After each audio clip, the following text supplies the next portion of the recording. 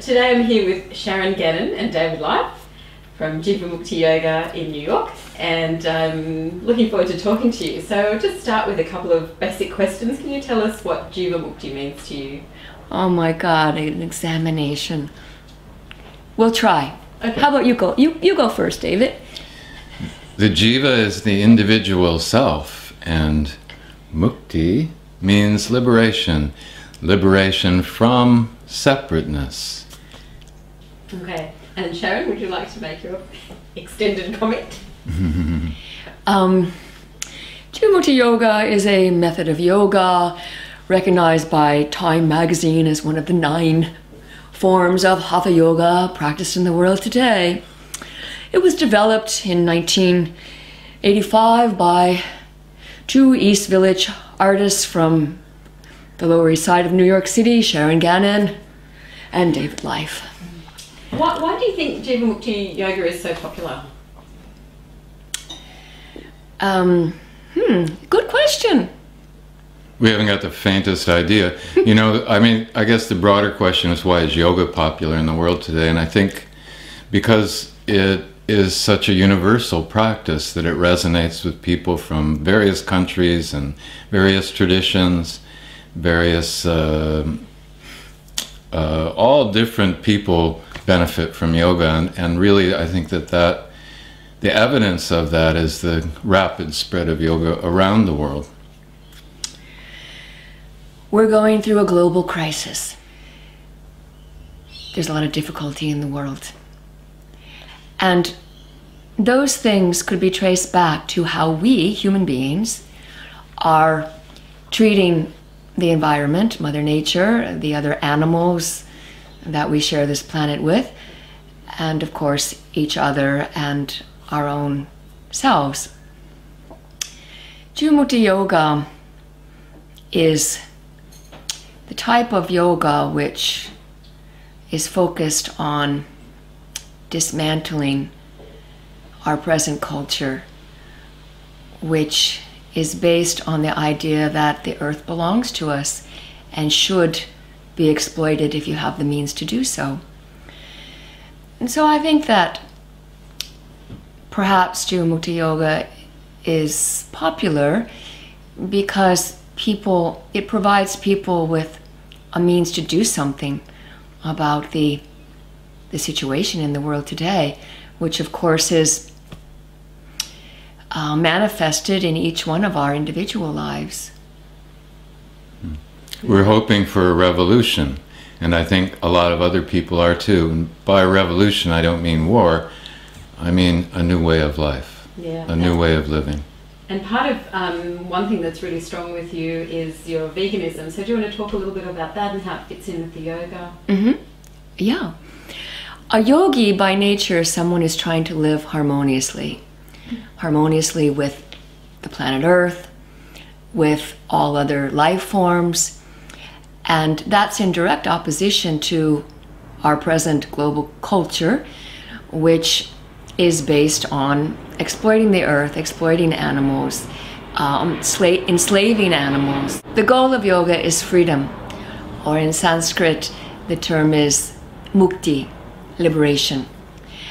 And if you want freedom for yourself, then it would enhance your project not to have anything to do with slavery.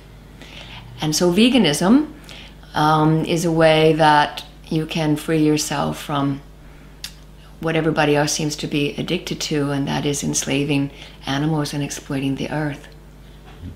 One of the primary practices of yoga, of course, is the practice of ahimsa, or non-harming. And under the auspices of not harming, we find that dietary choices that we make, we have many options available to us. We can harm more or we can harm less according to what we choose to put on our plate.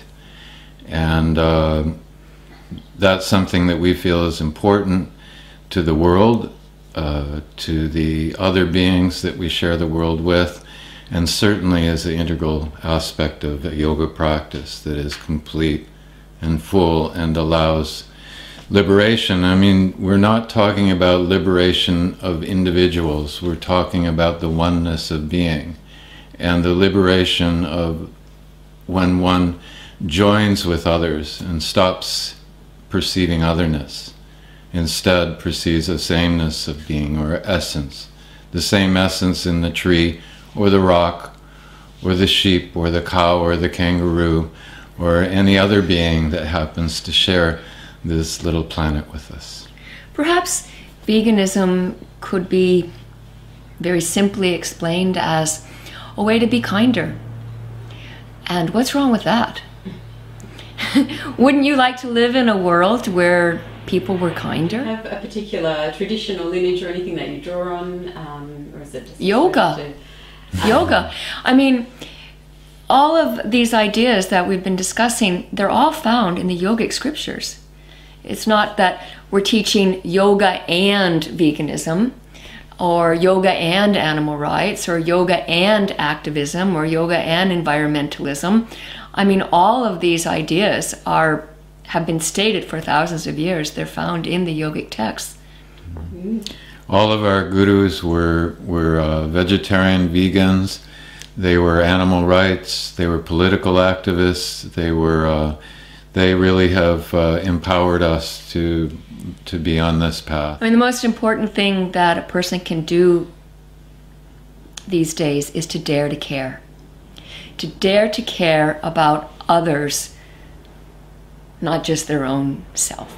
So, Sharon, tell us a little bit about your latest album. I heard that it's really high up on the pop charts. Krishna, Krishna, Krishna, Krishna, Krishna. Yes, it's an album of mantras. The Hare Krishna mantra is one of the tracks, and yeah, it surprisingly became very popular very quickly soon after it was released. And it's wonderful that people have embraced these Sanskrit mantras. I wanted to make an album of Sanskrit mantras that didn't use traditional Indian instrumentation or arrangements. So I think we really succeeded in what we were trying to do and make a crossover album into the pop music world. Yeah. So we were number 2 on the Billboard charts for 3 weeks. What's the next first? We have a lot of books in the works Sharon has already written but needs to finish up. A book of menus, of recipes, a cookbook. She also has an amazingly thick book of poetry. Together we're working on a book on yoga assists. Most of my time, though, is spent writing production manuals, procedure manuals, how-to manuals for management of Jivamukti yoga centers and teacher training courses. So recently we finished a production manual on how to put on a Jivamukti teacher training course. So we hope that that will allow our students to start doing more Jivamukti teacher trainings on their own. So we're excited about that.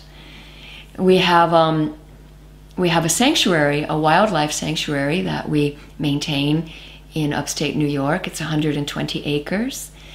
And we have foxes who live there, and bears, and raccoons, and deer, and turkeys, and many other varieties of birds, and other animals, and trees, and fairies, and fish, and many beings that we provide sanctuary for. And we really believe that it's up to each one of us individually to cause that to happen. Again, not to wait for it to come from top down, but for each one of us to join our yards together and make a corridor for migrating species. Mm-hmm. Happy to see them walk through our backyard and eat anything that they like. Yeah.